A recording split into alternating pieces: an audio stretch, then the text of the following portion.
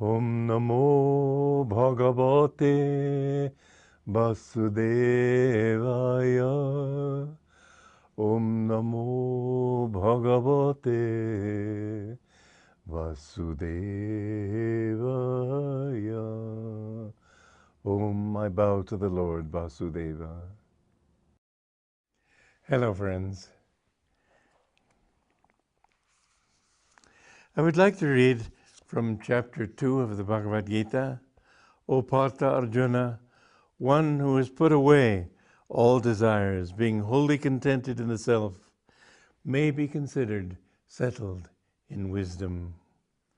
He whose consciousness is unshaken by affliction and is not excited by good fortune, who no longer hungers for earthly affection and is without fear and anger. Such a man qualifies to be considered a Muni of steady discrimination. He who, under all circumstances, is without attachment and is neither elated by goodness nor depressed by evil, is a man of established wisdom. The state of wisdom, we must understand, is not only an absolute state, but it's something that we can affirm at every point of our lives and every point of our spiritual progress. This is one of the beautiful things about Patanjali's eightfold path or eight-limbed path of yoga. People think of it as a system. They speak of Patanjali's eightfold system of yoga. It's not a system. These are stages which everybody who seeks God must achieve progressively as he moves toward God. Yam niyama, the do's and the don'ts of religion, not wishing harm to anybody, not desiring what you don't possess, not being attached to your own possessions, being self-controlled and so on, being pure in thought, pure in heart, truthful, kind, etc. All these are the do's and the don'ts. And then the state of asana, when the body is completely still. Asana does not mean just the yoga postures.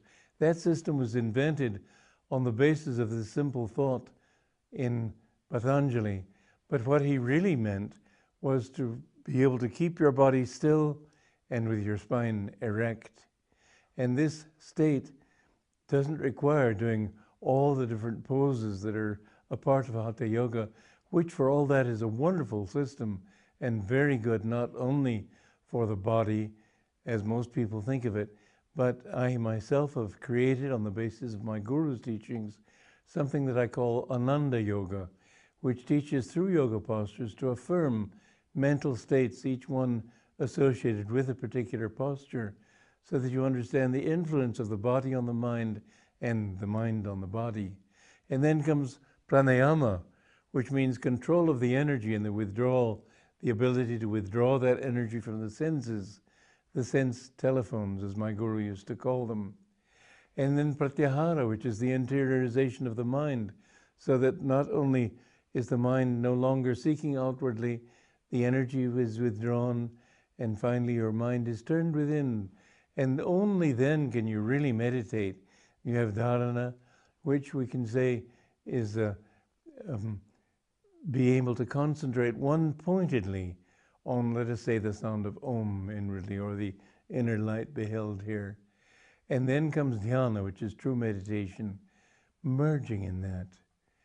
And then when you finally have merged, lost your self-consciousness in samadhi, this is the highest stage. And there are two stages of samadhi. The lower, you go into that state of oneness, but you still remember that your ego, which is a very insistent part of you, is very difficult to get rid of. Only you can finally say, I leave it. I give myself completely to God. And it's not easy to reach that state. But that the lower state is the sabikalpa samadhi. And then the higher state, nirvikalpa samadhi, asamprajnata samadhi, where you go beyond the ego and realize that you are he who became the whole universe. But now those are stages which everybody must follow, regardless of his spiritual path, and regardless of whether he goes by devotion or wisdom or work or whatever it may be. But there's another aspect to it, which I would like to introduce here because it's very important. These are not things that you achieve only sort of click, click, click, click. You must affirm them at every stage of your progress, so that even while practicing yama niyama, while not trying to harm people, for example, in practicing ahimsa, feel that the reason you're not practicing them, you don't want to hurt other people, is that you're already that. Feel your oneness with people. Feel your identity with truth, because you know that only truth is, and therefore you won't want to tell untruths. Actually, the teaching of this is the yama, not to be untruthful. But if you're not untruthful, you'll naturally be truthful. This was the thinking. When you don't desire anything, it helps to affirm that thought in your mind that you have everything already. What do you need? And when you understand that you don't have anything, even your own body, even your own ego, there are stages of understanding of each of these things which take you all the way up to samadhi. If in your ego, in this physical state, while working and living in this world, you think of yourself as the infinite, you think yourself one with God doing these things, this is right. This is not wrong. This is what my guru told us. Memorize my poem, Samadhi. Repeat it every day in your meditations. And always feel that that is your reality. When he said, the little thought of bondage, the little thought, I am not free, is what keeps a person from being free. And one of his disciples then said, but sir, if I said I'm free, I wouldn't be free, would I? And my guru said, oh yes. But the thing is, you've answered your own question. You've said, I wouldn't be. It's very difficult to get rid of the ego. And then he told that story about this man who was being bothered by a demon. And he remembered that in the Vedas, there's a certain mantra, if you repeat it over some powder and throw the powder onto the demon, it will disappear.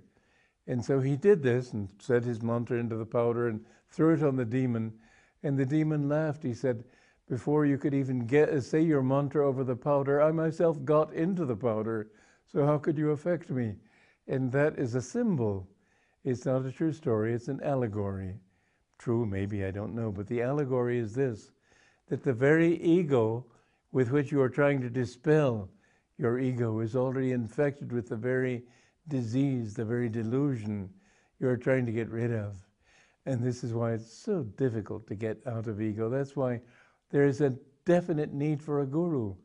Somebody who, in attunement with whose consciousness you can feel your own conscious becoming more and more freed of that sense of self. You become identified with the guru. In Yogananda's book, Autobiography of a Yogi, he speaks of being with the disciple of Ramakrishna, and M, he's called, Mahendranath Gupta, actually. And he was a householder disciple. And my guru wrote that his thoughts were so attuned to his guru that he no longer thought of his thoughts as his own. A very interesting and a very important statement. If you read Autobiography of a Yogi with very close attention, you'll see that many thoughts are thrown in there as if thrown away. Deep thoughts, if you meditate on them, each one of them will be enough to lead you to wisdom.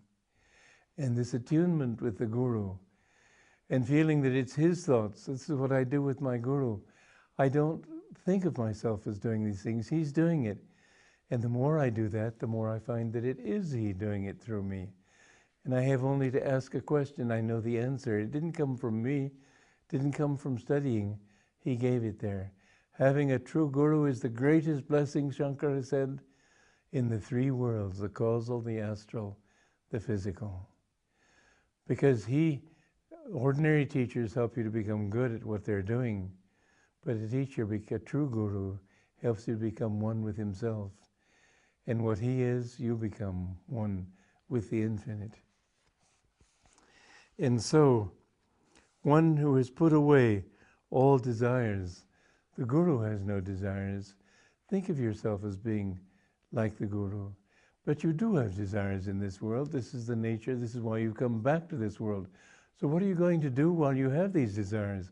Well, one thing that I have recommended, and I think it's very helpful, I found it so, is mentally every night to build a bonfire and then throw every attachment, like a burr that may have been caught in your clothing when you walked in the countryside and brushed against a bush. Throw all these things, pick them out of your heart and throw them into the fire. One woman said, well, I tried that with attachment to my house and I visualized the house being burned, and the house was actually burned in a fire, burned to the ground. I said, well, yes, that would be a very probable result if you're affirming that.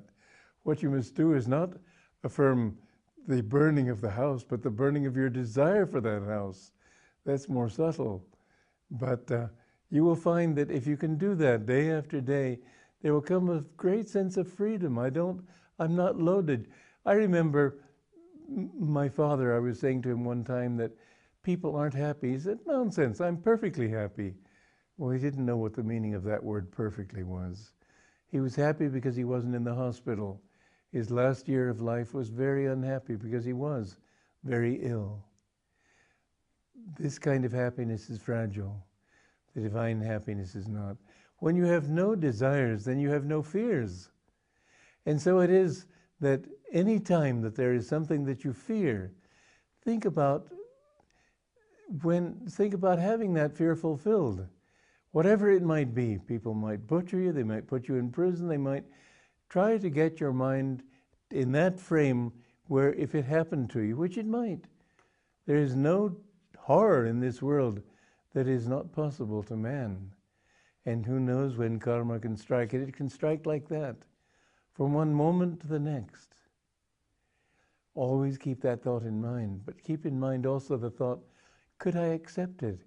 If you come to that with the practice of, yes, I can accept it, train your mind to think of the worst possible things that might happen to you, and then say, I accept it.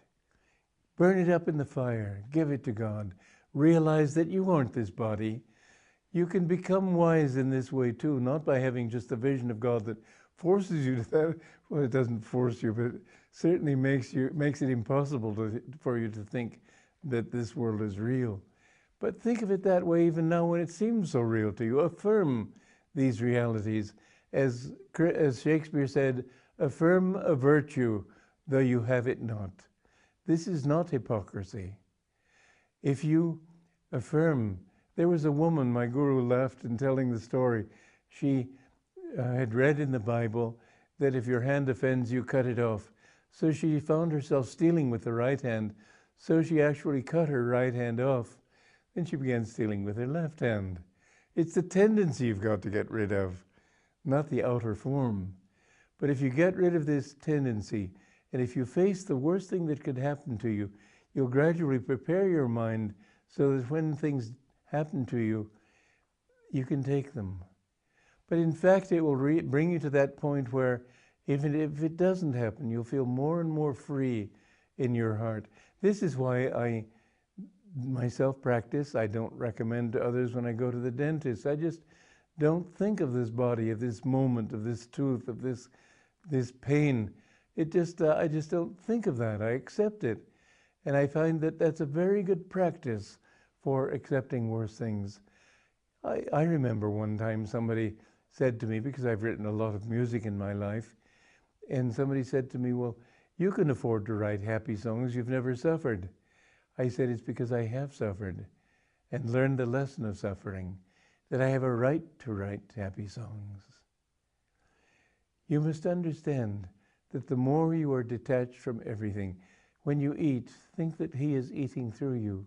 When you walk, think that He is walking through you. It's a very good practice sometime in the evening when it's becoming a little dusk and you don't see things quite so clearly. Take a long walk in silence. Don't be with friends. Just be alone.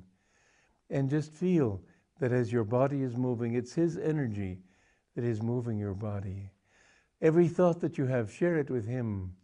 And any impressions that come to you, perhaps a car horn, or a dog barking in the distance, or a breath of wind on your skin, or whatever it might be, share this with God. Don't think necessarily He's doing it, just this is something I'm sharing with you, God. You'll begin to feel that He's talking through you through those sounds. You'll begin to feel that there's a great consciousness, a sort of a symphony in which you're just one instrument playing. And the more you can reach this point of being completely detached from everything, watching everything, enjoying everything. Yes, you don't want to, not trying to give you a sense of apathy towards life so that you see a beautiful sunset and, oh God, another sunset. You don't think that way. You enjoy everything much more, because then there isn't any longer the thought that you may lose it someday. When you're afraid of losing something, then you're already suffering. And even in our worst periods, this presence of good and evil, of pain and pleasure, of Dvaita, of duality, is always present. I remember some of the most difficult periods of my life. There was always some sort of thought in the back of my mind, I've got something to tell people.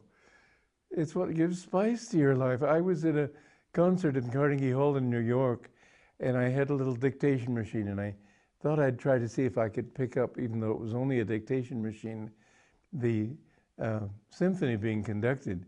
Strictly forbidden to record, but I didn't think about that. I just pushed the button. Unfortunately, I pushed the wrong button, and it was during a pause between two movements of this symphony of Smetana. And all of a sudden, because when I'd bought this thing, the person had recorded to see if it worked, and all of a sudden in this hall, loudly, the sound came, hello, testing, 1, 2. It got up to 4 before I could find the stop button and turn it off, and the whole hall was filled, and the conductor whirled around, and I was extremely embarrassed, of course. But in the back of my mind, there was this little thought, boy, this is going to make a good story to tell. And it is a good story. And in the most painful things in life, there's always that little sort of pleasure of, well, I've got a story now. Aren't the most novels about wartime and terrible things? Somehow there's pleasure in pain, and there's pain in pleasure.